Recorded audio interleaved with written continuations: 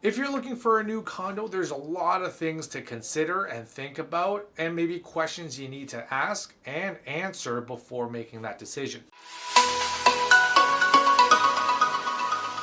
Hey everybody, Stephen Ho here with the Mister Sauga real estate team. So today we're going to talk about 4 things you need to look for when buying a condo. Next week we're going to talk about 4 more things, so stay tuned for that. The first thing is location, location, location. We've all heard that before.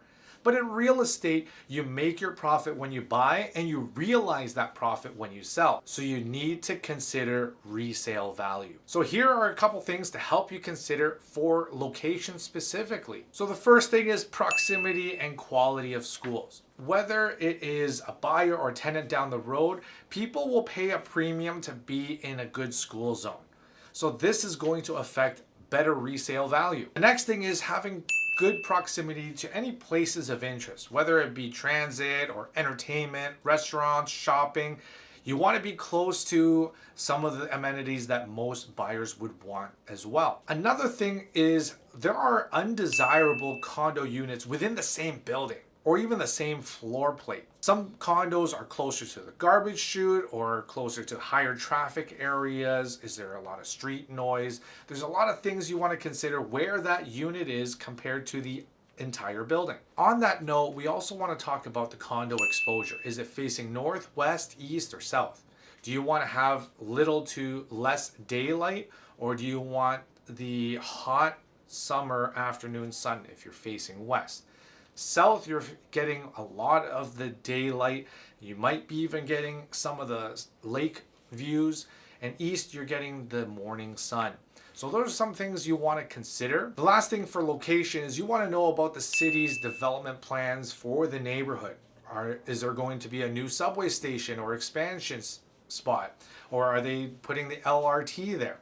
You also want to know, is there going to be other buildings that are coming up in the area? Because you don't want to move in and then a year or 2 later, there's an entire wall in front of you. The next thing is the size and floor plan.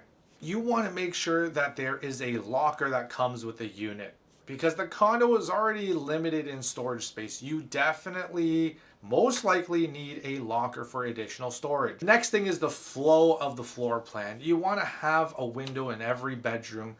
Are there long hallways with wasted space? What if you're just walking right into the kitchen from your entry door? Does that bother you? Are you okay with that? What about a balcony? Do you want to have some outdoor space? Does it have a lot of street noise when you open the door?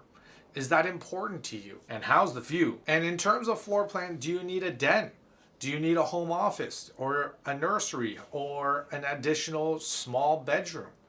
Those are some of the questions you might want to ask to see what's the right floor plan for you. Third thing is obviously the price. You want to know, compare this unit, the price per square foot, compare it to other units, to other buildings. What are the similar size units selling for in the area? Obviously, you don't want to overpay and you probably want to get the right unit for the right price. And the fourth thing is condo amenities. What are some things that are important to you? Is guest parking or visitors parking important to you? Is it free? Is it hard to get a spot? Is it busy? Do you need to get a parking permit? There's a lot of these little questions you might want to ask in your search. Other amenities like pool, gym, concierge, or security guard, are these important to you? Do you want to have a guest suite where visitors can stay in one of the guest suites? What would you want in your condo? What kind of amenities would you benefit from? Obviously, during COVID, a lot of them have been shut down. But after COVID, what would you want in your condo?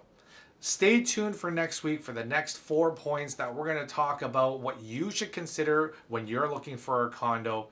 If you have any questions on what you would want to see in a condo, let us know in the comments below. And until then, we'll see you next week.